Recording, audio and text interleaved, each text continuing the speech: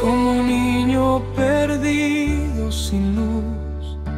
Lloré al sentir que negaba tu cruz. Nosotros vamos a actualizar 2 momentos de piedad popular con el Vía Crucis y el Santo Entierro, que son para liturgia, y después nosotros vamos a la cumbre de el Viernes Santo, es la adoración de la cruz. Nosotros vamos a fijarnos en este misterio que es el litúrgico y que necesita como la luz de la revelación para que nosotros valoremos lo que hacemos a nivel paralitúrgico. ¿Cuáles son los textos que vamos a usar?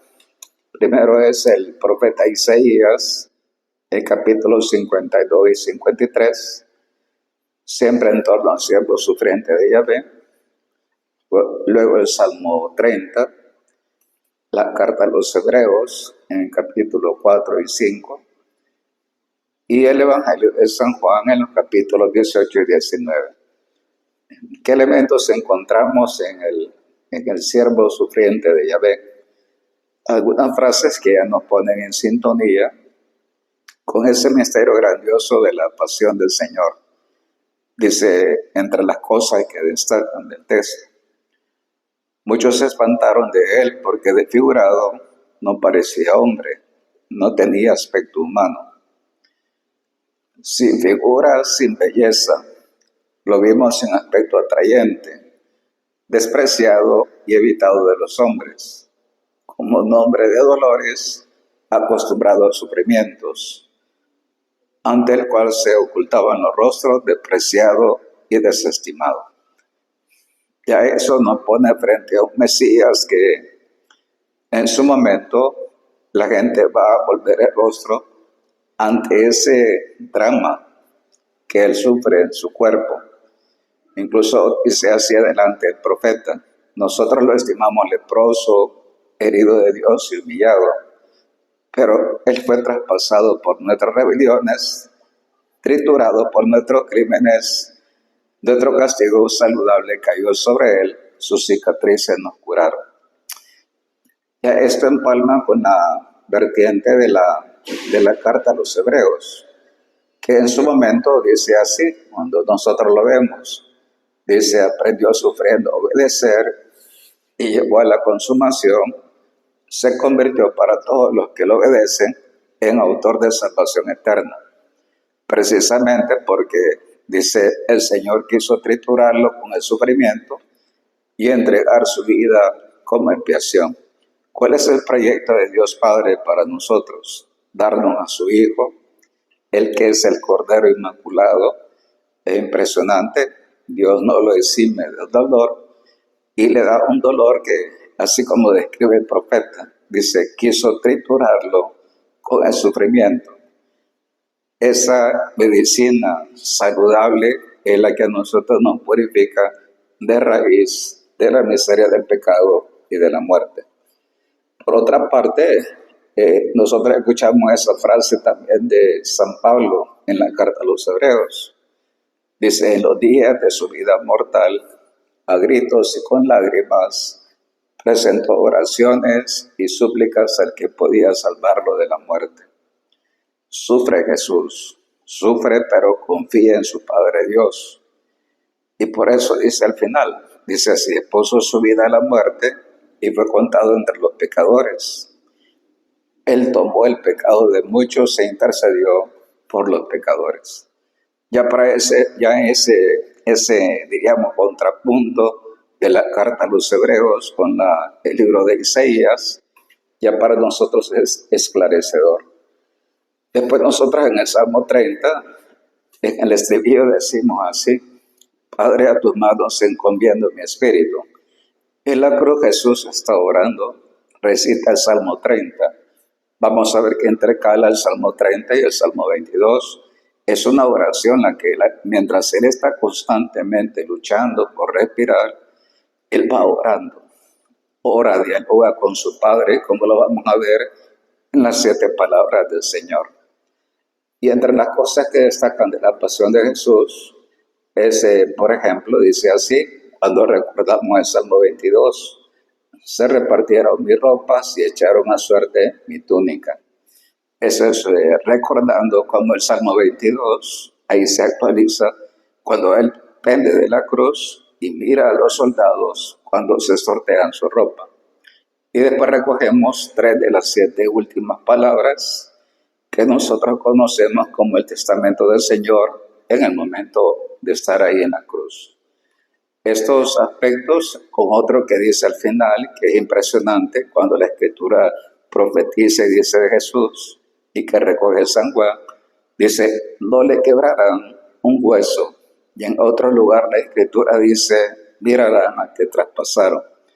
Cuando el soldado, después de que constatan que Jesús ya está muerto, vemos varios momentos de la pasión, hemos visto que el proceso, cuando lo prenden a Jesús, cómo lo llevan ante Anás, lo interrogan y después cuando Pilato le pregunta si es rey, le afirma el Señor que su reino no es de este mundo. Después nosotros vemos cómo después de flagelarlo, los soldados se burlan de él. Y le dicen, entre otras cosas, salve rey de los judíos.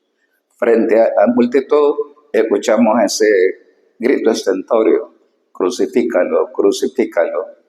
Y con él a otros, el Señor es llevado con otros 2 malhechores que conocemos en la tradición como 2 ladrones. Bien, ese marco de las lecturas ya para nosotros nos pone en sintonía con el contexto de la pasión. Es una pasión que está vaticinada, vista por el Espíritu Santo, profetizado en muchas partes, en Isaías, en los Salmos, en varios textos lo vamos a encontrar, incluso en la Torá, en Génesis 3:15, por ejemplo. Bien, fijémonos en los momentos así como cumbres, y para esto vamos a recorrer el Vía Cruz. Vamos a fijarnos en 3 momentos. Primero, cuando recordamos que Jesús cae por tercera vez en su camino del Vía Crucis, hay un momento donde seguramente él cae muchas veces cuando va hacia el Calvario. Cristo se desploma de nuevo a tierra bajo el peso de la cruz. La muchedumbre que observa está curiosa por saber si aún tendrá fuerza para levantarse. Vemos que nosotros ya esa parte de viendo al Señor así, haciendo semejante a los hombres y apareciendo en su porte como hombre, se humilló a sí mismo, obedeciendo hasta la muerte y muerte de cruz. Por eso es impactante como el Señor en su humillación, donde que nosotros encontramos la mejor expresión en todos los gestos que Él vive en el camino hacia la cruz. La tercera caída parece manifestar precisamente el despojo, la humillación del Hijo de Dios bajo la cruz. Es quizá la mayor expresión de su hacerse esclavo por amor nuestro. Ya en su momento lo dijo a nosotros, el Hijo del Hombre ha venido a servir. En el cenáculo, Él quiso como subrayar y habituarnos a esa constante humillación suya. Él nos sirve a nosotros de rodilla en el lavatorio de los pies, y ese lavatorio significa cada sacramento que nosotros recibimos. Y de nuevo lo proclama a gritos en el momento de caminar hacia el Calvario.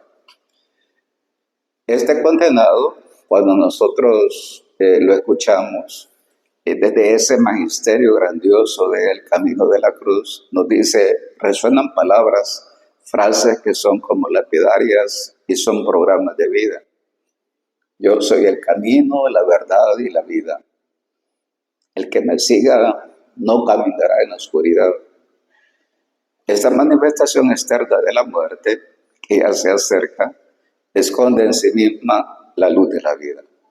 Esto para nosotros ya, este tercer momento de la caída de Jesús, indica este misterio tan grandioso de un Dios que en ese misterio de humillación va poco a poco resplandeciendo el sol que nace de lo alto, que va a alcanzar su cumbre en el momento de la resurrección. Después nosotros, cuando ya está el Señor, antes de ser crucificado, recordamos que le dan hiel y vinagre para que eso sirva como un narcótico en el momento de la crucifixión y no sufra tanto el que va a ser crucificado. Pero Jesús, ante esa especie de narcótico que hace el Señor, Él quería agonizar en la cruz conscientemente, cumpliendo la misión recibida del Padre. Él no trata de amortiguar su sensibilidad y conciencia. Jesús sabe que su muerte en la cruz debe ser un sacrificio de expiación. Por eso quiere mantener despierta la conciencia hasta el final. Para nosotros eso ya es bastante elocuente. Él debe subir a la cruz para ofrecer el sacrificio de la nueva alianza. Él es sacerdote. Debe entrar mediante su propia sangre en la morada eterna, que nosotros recordamos que en el momento de morir, el velo del templo se rasga. Entra el sacerdote eterno en la morada del cielo. Él entra a través de su dolor, de ese dolor que ha sido asumido perfectamente. Él entra con conciencia y libertad. Por eso hacemos, al contemplarlo en la cruz, estamos contemplando lo majestuoso del Hijo de Dios en la ofrenda de sí mismo. Incluso el esfuerzo legítimo por atenuar el dolor, nosotros cuando vemos eso hoy en nuestro tiempo, que la medicina, por ejemplo, habla de cuidados paliativos, esa lección de Jesús para nosotros debe tomar en cuenta lo siguiente: respetar siempre la dignidad humana. Hay que comprender profundamente el sacrificio de Cristo. Es necesario unirse a Él para no rendirse, para no permitir que la vida y la muerte pierdan su valor. Esa es la lección. El dolor, la vida, con su más y menos, siempre tienen misteriosamente una lección que transmitirnos a nosotros y son parte de nuestra misión. En un tercer momento de ese momento grandioso de la pasión, que es donde el Papa Benedicto dice: la belleza salvará al mundo. ¿Por qué es bello Dios? Por esta ofrenda de sí mismo, donde lo hemos ya clavado. Hay frases como las siguientes que es bonito recordar. Solamente voy a leer el texto griego para darle más fuerza a lo que estamos compartiendo. En su momento dice: Egrafen de kai titulon, hopilatus kai efeken, epitu stauro, en de gigramenon, Jesus con Nazorayos, con Basileus ton Judayon. Pilato escribe sobre la cruz de Jesús, coloca un letrero donde escribe lo siguiente: Jesús Nazareno, Rey de los Judíos. En latín dice Jesus Nazarenus, Rex Judiorum. Ese es el famoso INRI, INRI, Jesus Nazarenus, Rex Judiorum. Esa frase para nosotros indica la realeza de Jesús. Al colocarlo en 3 idiomas indica que es un rey universal. No solamente es un rey para los judíos. Después hay 3 frases muy bonitas cuando escuchamos a Jesús en su testamento. Una de esas dice así, hay un paralelismo, cuando dice: y dejó Dios tú. Le dice a la Virgen Mujer: he ahí a tu hijo. Después le dice a su discípulo amado, en el cual estamos representados aquellos que queremos responder con amor al amor de Dios. Dice así en griego: y dejé metersu, un paralelismo perfecto. Y dejó Giosu, y después y dejé metersu, he ahí a tu madre. La otra palabra que recoge San Juan es la siguiente, dice así, dice en su momento, dicto, que en su momento dice tengo sed. En latín se dice sitio, dice en latín. Ese tener sed ya lo vamos a explicar, y la tercera palabra que dice en griego dice así, cuando ya está a punto de consumarse todo eso, dicen que cuando él prueba el agua, el efecto que produce en su cuerpo casi es automática la muerte del que está clavado en la cruz, del que pende en la cruz. Dice en su momento así, la frase muy impactante, tetelestai, que significa consumatum est. Todo está cumplido. Esas tres frases dichas en el relato de la pasión de San Juan, vamos a meditarlas un poquito en su contexto. Primero, hay que ver, ¿verdad? De las 7 palabras, últimas palabras de Jesús en la cruz, que recogen lo que él siente en el momento más fuerte de su agonía hacia el paso de la muerte. Nosotros escuchamos la primera palabra que dice, Padre, perdónalos porque no saben lo que hacen. Eso tiene su frase en griego también. Dice, Pater afes autois, ugar oidas in ti, poiusi. Esa frase, ¿por qué la dice el Señor? Si lo que lo mueve al Señor a ofrendar su vida para salvar al hombre, Cristo no olvida al ser humano, no olvida en especial a los que son la causa de su sufrimiento. Tampoco nosotros sabemos que Él olvida la necesidad que tiene el hombre de amor, tiene necesidad de la misericordia que en este momento se derrama en el mundo. Eso que a la gente le gusta tanto, que es tan sentido, el rosario de la Divina Misericordia, donde Jesús lo prueba en el momento de derramar su perdón por nosotros. Una segunda palabra es cuando dice, yo te aseguro, hoy estarás conmigo en el paraíso. Esas dos frases son de San Lucas, dice en griego, amén soy lego, semero metemu esento paradeiso. ¿Eso qué significa? Que Cristo nos promete una nueva vida. Este es el primer fruto de la pasión y de la inminente muerte de Cristo. El Señor nos abre el camino al paraíso. ¿Cuál es el camino para el paraíso? Desde Cristo, es subir a la cruz. Ese es el árbol de la vida que nos abre el acceso a la vida eterna. La tercera palabra la recoge San Juan cuando le dice, mujer, ahí tienes a tu hijo. Luego dice, ahí tienes a tu madre, se lo dice al discípulo amado. Ese es el testamento para las personas que más amaba. El testamento para la iglesia. Jesús al morir quiere que el amor maternal de María abrace a todos, por lo que Él da la vida a toda la humanidad. Esto es impresionante. La sed ardiente que quema todo su cuerpo es la única palabra que manifiesta directamente su sufrimiento físico. Esto es impactante cuando dice, tengo sed. ¿Qué es lo que más quema su cuerpo en ese momento tan duro? Es la sed. Dicen que es increíble el efecto que siente el que está crucificado. Y esa sed, cuando se da, dicen los especialistas, cuando le dan ya a beber algo, eso mismo acelera la muerte del crucificado, como efectivamente pasó con Jesús cuando le ofrecen vinagre al Señor. Una quinta palabra es Elí lema sabactani, que es Dios mío, ¿por qué me has desamparado?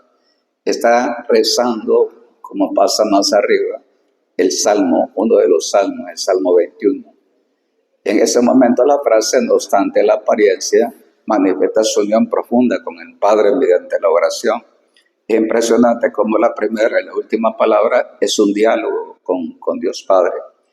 En los últimos instantes de su vida terrena, Jesús dirige su pensamiento al Padre.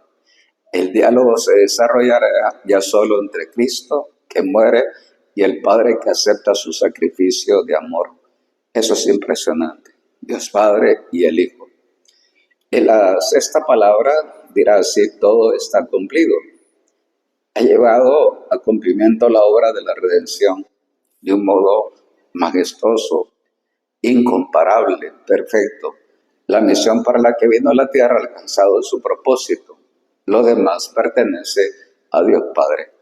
Finalmente, la séptima palabra, que es muy impresionante, dice así en griego, Pater eis heirazo paratisemai toneumamo. Padre, en tus manos encomiendo mi espíritu. Eso para nosotros ya es la cumbre de la redención de Jesús. ya está a unos minutos, segundos de exhalar su último aliento.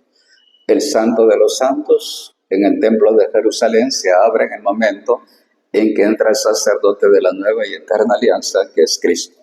Por eso el velo se rasga y entra Cristo, que es el Santo de los Santos, encarnado y que ha llevado a cumbre la misión que el Padre le encomendó.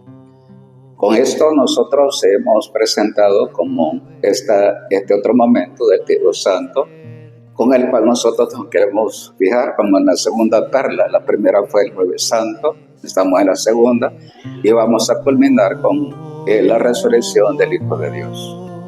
No tan temido para dejar por eso de ofenderte. Tú me mueves, Señor, muéveme el verte clavado en una cruz y escarnecido. Muéveme ver tu cuerpo tan herido. Muévenme tus afrentas y tu muerte.